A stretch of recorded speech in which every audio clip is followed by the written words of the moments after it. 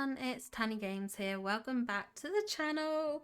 We're back with our sort of weekly Reddit review.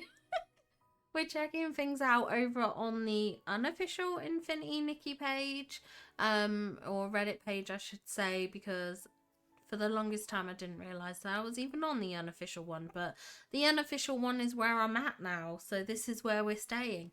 We're going to see what top posts there are for the past week, see if we can find some funny memes, see if we can find out some cool information or just anything like that. We'll just have a look and see what people are talking about in the Nikki community. So let's jump over and take a look.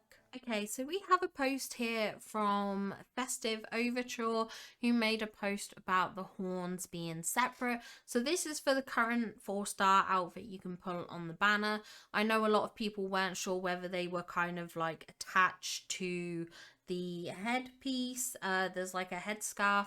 I know prior to its release, some people wondered, because they knew that the staff might be kind of like part of an ability, that whether the horns were tied to it, because they both had that same kind of mystical glow. So I know a lot of people, before the confirmed information came down, there was a lot of speculation, a lot of rumors, but yeah, the horns are a separate piece.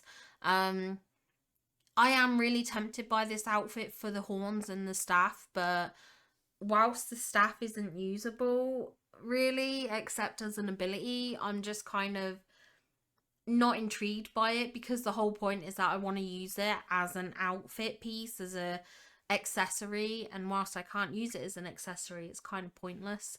So I haven't pulled on it, and they have addressed that they're looking into sorting things in terms of handhelds and stuff like that, but they haven't 100% said yes, anyone who's claimed this outfit will definitely get a separate handheld further down the line. They just said stuff's in the works, but I don't know what they mean by that. And whilst it feels a bit vague to me, I'm kind of hesitant to pull on it. But it's cute. The horns are very, very cute. They're a nice item, and I am a little bit jealous of everyone else who has pulled on them, but I'm going to save my diamonds.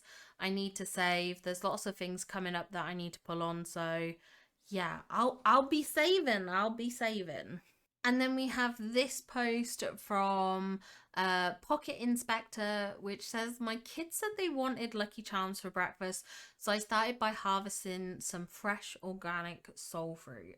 I don't really get it. I don't get this. She's cute though. I quite like this hair. This hair, there's a couple of things that you get in the Deep Echoes, like this hair that you get. There's like a red skirt. I really want that. It really annoys me sometimes that I see stuff in the Deep Echoes that I want, but it almost feels like, why do I have to be forced to pull for an outfit that perhaps I don't want, but I want the Deep Echoes? I almost wish you could buy them as separates, like stuff that comes as Deep Echoes, like they would put in the store for like perhaps a couple of Stellarite. Well, not exactly a couple of Stellarite, but you know what I mean, that you could go, okay, well, because most people just get those items as like a bonus. No one really pulls for the Deep Echo items. At least I'm ignoring 5-star banners when you have the Deep Echoes, because there are some things in there that are quite cool, but specifically kind of thing like these smaller 4-star banners, these tiny items, most people just like are pulling for the actual outfits, and these are a bonus. But I think if people are willing to spend like a few Stellarite just for the Deep Echo items, like I would do that. Like obviously for the right price, like don't go overboard, don't go expensive. But like that red skirt that you can get, I love it. I think it's so cute, and I wish I could have it. Like, please. Yeah, what's this about though? Oh, this is I've seen this person. She gets mocked a lot on like TikTok or something. Like she's a bit of a weird, I say she's a bit of a weird person. That sounds me. Like I don't really know her. I don't watch her videos, but like she does things in like a kind of like an exaggerated or odd way. Um but yeah, so a bit like I said, I don't really know much about her. I just see a lot of parody videos. I just started playing Shining Nikki out of curiosity, and since I've finished almost everything in Infinity Nikki and I'm at a loss for words, I was not ready for American Nikki. This has got to be a joke. There's no way she actually has like a. What? It's getting tired of saying please, please, please. Oh my gosh. Okay, so I was reading the comments, and apparently Shining Nikki and stuff like that, apparently they're quite deep and dark and got like real dark history and lore to them and stuff. So yeah, I'm surprised. I'm surprised because obviously I'm very much a newbie to Infinity, like to Nikki, I should say. Um, so like obviously I don't know a lot of the kind of like historical stuff with like Shine and Nikki and everything. Just brief things that I've kind of like Googled or heard. Um, so yeah, this is kind of funny. It's very unexpected. When is Infinity Nikki gonna get? Oh my days. Oh my days. Okay, and then we have a post here from Peachy Nino. Sorry if I've said that wrong. So it says, in case you didn't know yet, the staff does not show up in other players' hourglasses. That's very annoying. That is really, I think it is very frustrating. The whole staff issue is very frustrating. The team have heard, they have kind of responded and commented, but it is really disappointing, I must admit. It is pretty disappointing. Like, you can't even pose with it. I don't know if it's just me, because like obviously some like abilities, some whimsicalities, they are kind of, you know, fun to use. But like realistically for me, when I pull on outfits, I pull because I like the outfits. I pull for the outfits. I don't pull for abilities or whimsicalities, which I know some people do, and there's nothing wrong with that. I just want to express that there's nothing wrong. That's totally fine. That's a good. That's, you know, yeah, it's not a bad thing. Um, totally okay to do, but like for me, getting an outfit that just feels like you're missing parts of and you're unable to actually really utilize, for me is quite frustrating. But I mean, this is a gorgeous photo, I just want to say. It is really pretty, but it's just a shame because look at this Nikki. Look how like stiff and rigid and awkward she looks. It's just a real shame, but I love how this person's like accessorized. I do really like this. I think this is very cute. This is a look. It's a vibe. It's a vibe. And next up we have a post from Chris Chan, and it says, some of my Nikki are, I'm loving this outfit. So their Twitter is at Crus with like lots of U's, so down there in case you want to check them out. But this is gorgeous. This is absolutely stunning. The art style, like the way it's been drawn, is very cute. I do love this. I think it's very adorable. Momo looks so funny here, but this is cute. This is so cute. I like, I see these nails as well. Like, she doesn't have the nail polish on, does she, with those gloves, or does she? I wish we had nails for Nikki. I was looking at like footage, like trailers from, was it for Shining Nikki? I don't know, but I was going through a bunch of the trailers and I seen there was like a nail art studio thing.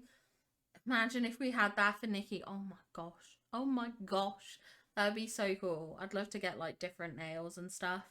But yeah, this is really cute. Really great artwork. Very talented. And next up we have a photo from Wisp of Snow, who's put, I cackled at this photo. Oh my gosh. Look at this. Oh my gosh. Oh my gosh, those eyes, like the glasses. Oh my gosh. But that is pretty cool. That is pretty cool. It's a cool photo. It is really cool. It reminds me so much, like, if you've seen Rin, who does Infinity Nikki TikToks and like content and like streams and stuff. They have like their whole like quizmaster, lore keeper, like there's a whole like history and lore and storyline going on. But yeah, this is giving me the same sort of vibes that I could see them doing with like an outfit and a photo. Like, this is exactly Rin's, like, I just something about it, like I could see it tied in with the lore and history that they're creating on their channel. So yeah, this is cool, very cool. And then we have dangerous diver. Sorry, here I finally got a cool photo glitch. Oh my gosh! But like, how? What even is that? Why are your eyes so red? What did you do? What is this? How? Even how? I don't get it. I don't get it. What's causing the reds? What's causing the dots? What is it? What? How? Like, I get it's supposed to be a glitch, but like, I don't even know what's causing this glitch. What the heck? Oh my gosh, that's so weird. That's so wild. That's wild. Okay, then we have a post from Confident Tadpole who's put, this is such a nice thing for the devs to do. From what I understand, Flutterstorm and Blooming Dreams will come back in 1.6 and 1.7, which is way earlier than I think anybody expected. That is very true, because I'd heard rumours that we were going to have to wait at least a year, because that's typical in like games like this or something, that like reruns happen after a year. So to get it in 1.6 and 1.7 is definitely earlier than I expected. I'm assuming the devs saw how many people wanted them and how many people didn't get them because they were the first banners, and they decided to bring them back so early for us.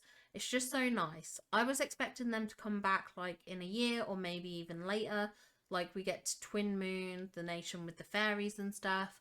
Also, can I just say I'm so happy I didn't pull for this banner, which means I should have enough saved up by 1.6 and 1.7 to get both of them. If 1.5 is a must-have, then I'll only pull for Blooming Dreams. I do like Flutterstorm for the aesthetic, but I'm more interested in the floating ability of Blooming Dreams. So yeah, these banners, they are coming back. I do think it's good, because I think, like, for myself, like, this was like my first gacha game.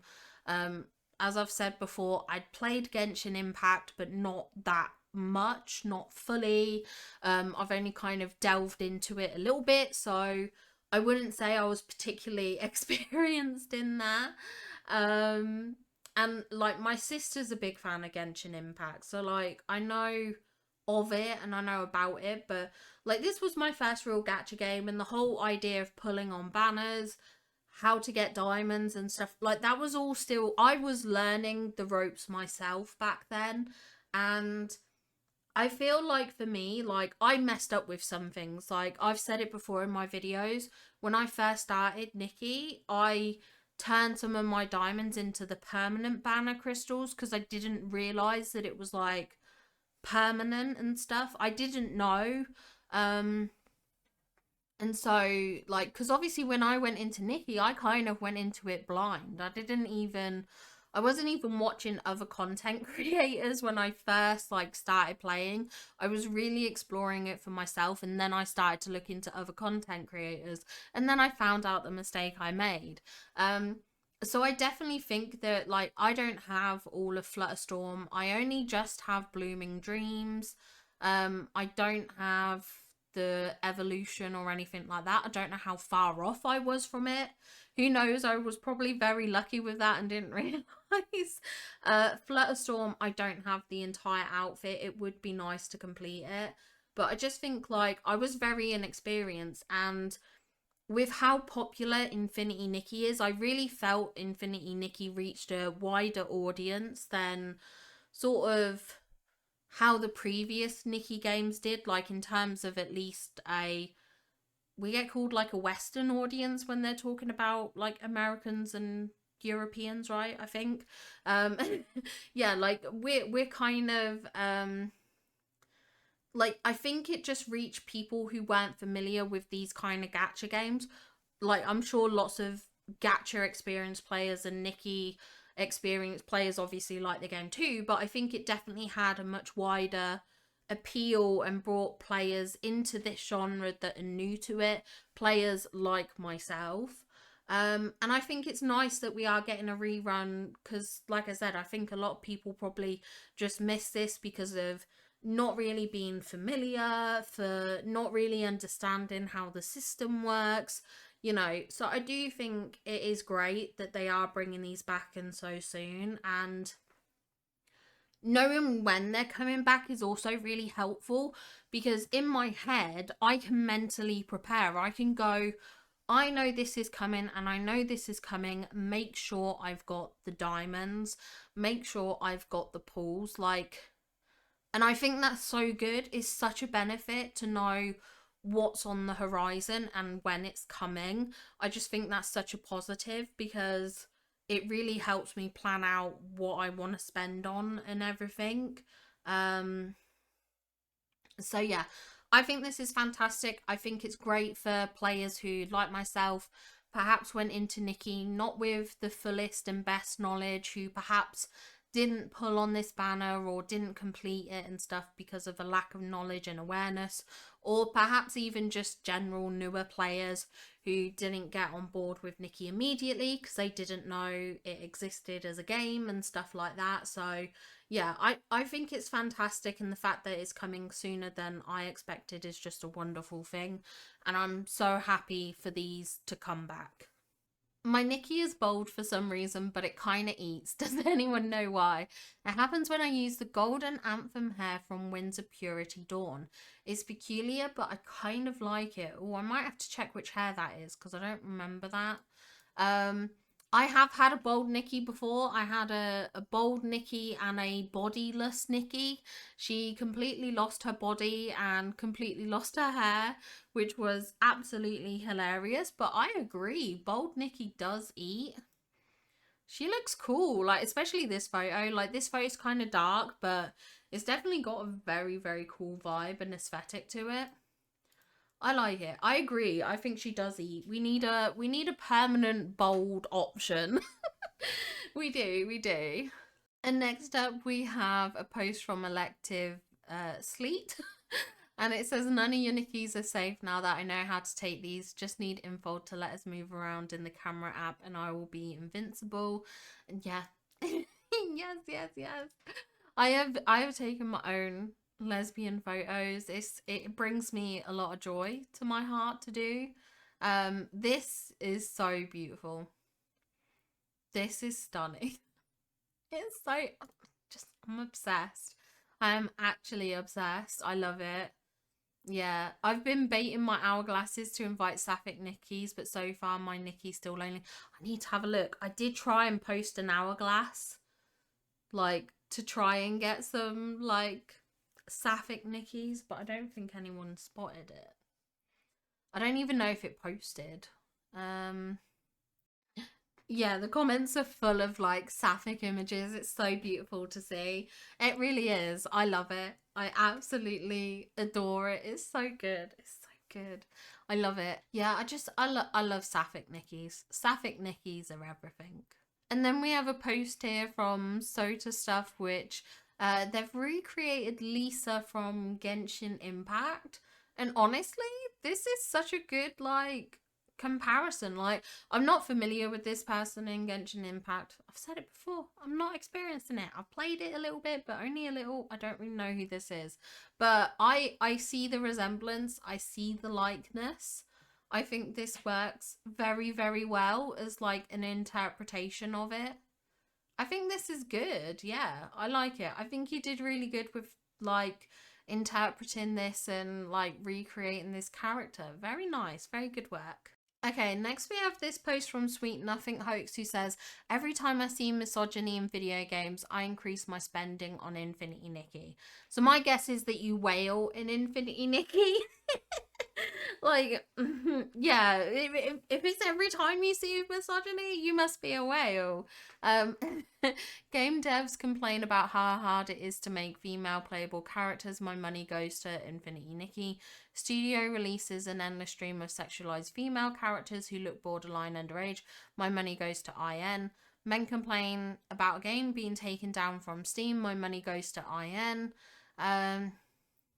I don't know what FWIW for what, for when. Oh, for what it's worth, Infinity Nikki is my first and only gacha game, and I'm a working adult with with the budget to whale. Okay, see, I told you. Although it's regrettable that this is gacha, the feminine joy I derive from playing Infinity Nikki unmatched. I'm just so sick of an industry that panders to men. I want the money I have, or the money I spend, to have an effect and revive the genre of girl games we used to have in the 2000s.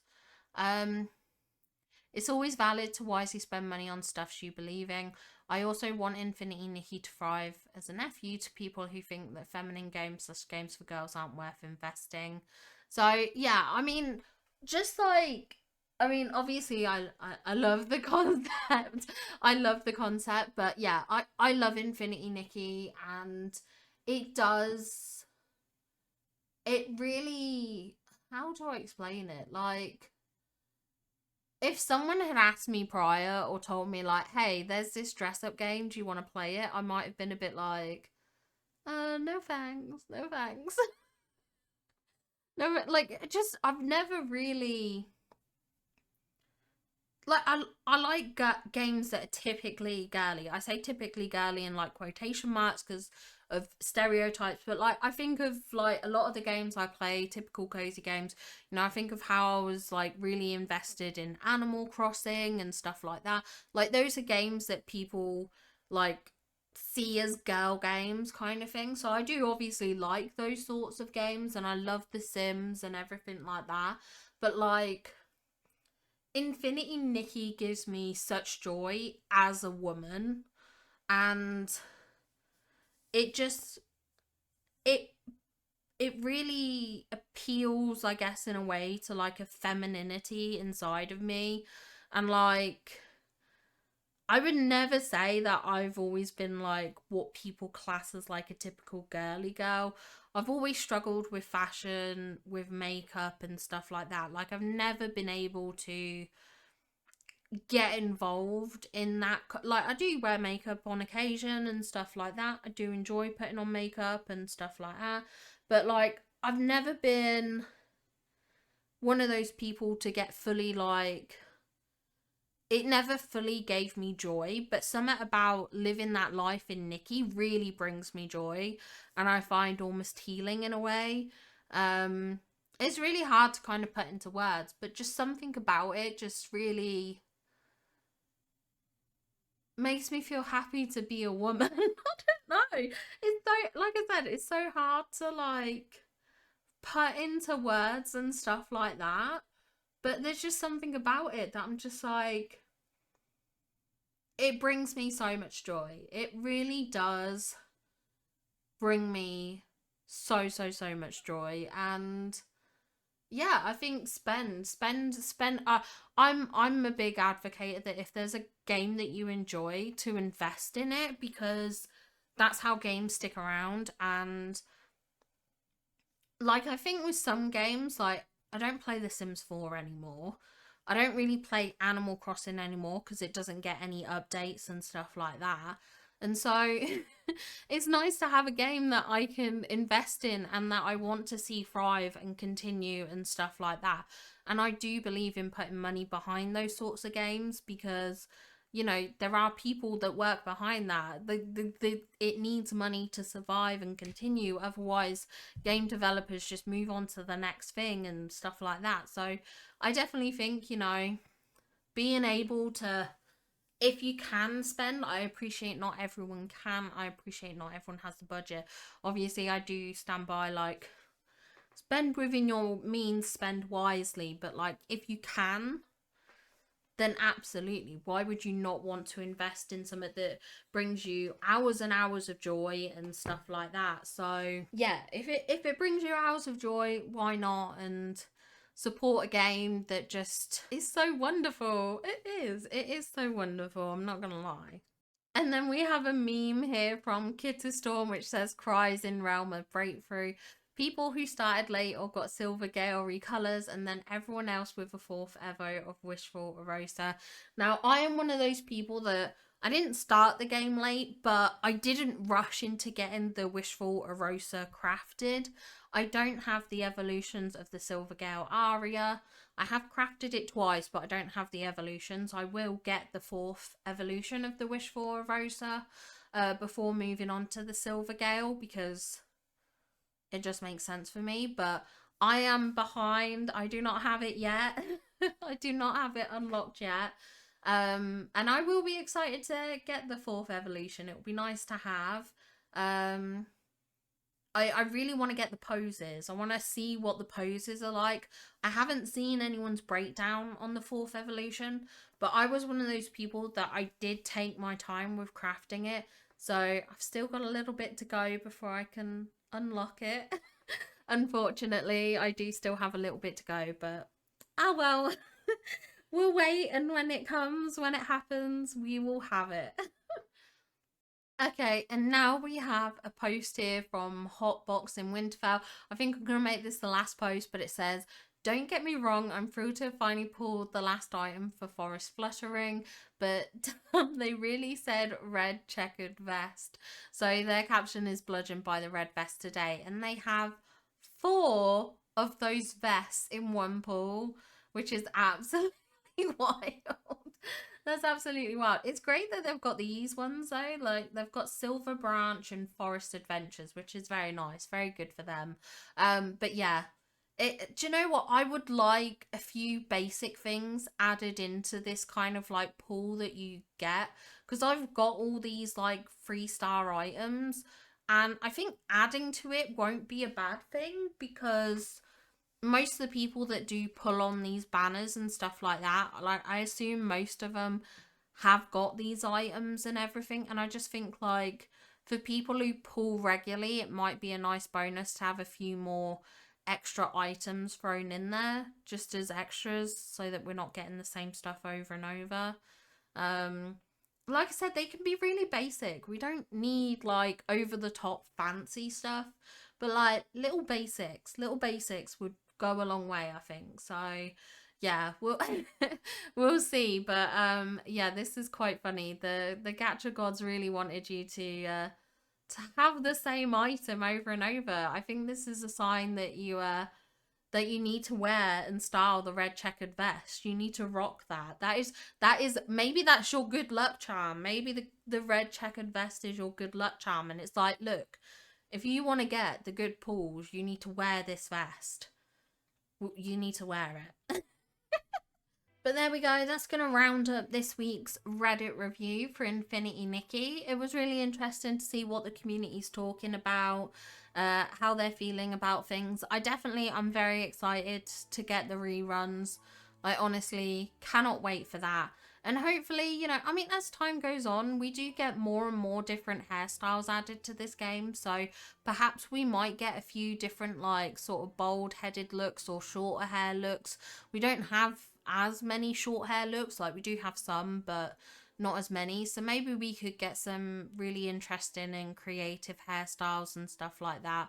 Like, even if they're just kind of like, as I was mentioning then, like the 3-star kind of like extras that you can get when pulling, they could add in a few of those items in there. I don't think it would be a bad thing. But yeah, it was nice to see how the community's feeling. Obviously a lot of emotions and feelings about the staff as well. But yeah, it was good to see. Hopefully we'll do another one of these soon, and we'll have even more things to react to. But I hope you enjoyed the video. If you did, don't forget to give it a like and subscribe to the channel for more Infinity Nikki content, and I'll be sure to see you all in the next one. Bye guys!